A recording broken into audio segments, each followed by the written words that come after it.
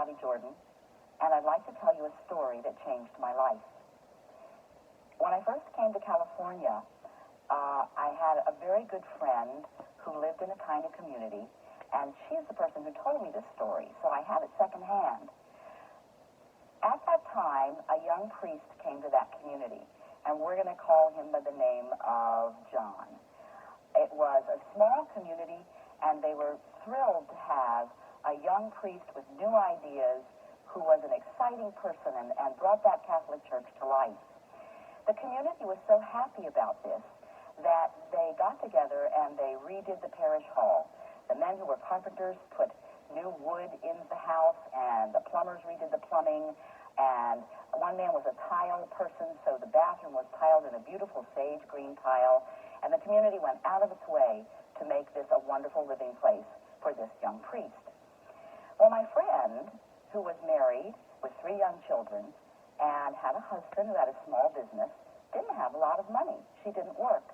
And so she had to scrimp and to save from her grocery money and from other money coming in to give her present to the priest for the rectory. She bought towels for the bathroom. She went shopping until she found exactly the right shade of green, and they were very expensive towels, and she was so proud of her gift and wrapped it carefully and took it to him and said, "Here, Father, this is my gift for the rectory." He smiled, he was very pleased, and he knew that she was giving him the gift out of love. About a year later, my friend went to Annie's house. Annie was a woman who had just lost her son, and so all the women in the community were taking casseroles and giving comfort because the son was a young boy, and Annie was quite depressed. While my friend was there, she went into Annie's bathroom, and hanging in the bathroom were the very towels that she had bought for the priest. She looked at them and couldn't believe her eyes. She knew they weren't Annie's. Annie didn't have any money, and besides, Annie's bathroom was salmon. Who would have picked green towels? She went back out. She didn't say a word to Annie. Instead, the next day, she went to the rectory, knocked on the door, had a small conversation with Father, and then said, "I don't understand. I was over at Annie's yesterday, and I saw the towels that I gave you hanging in her bathroom." Well, Father said, "Yes, that's right."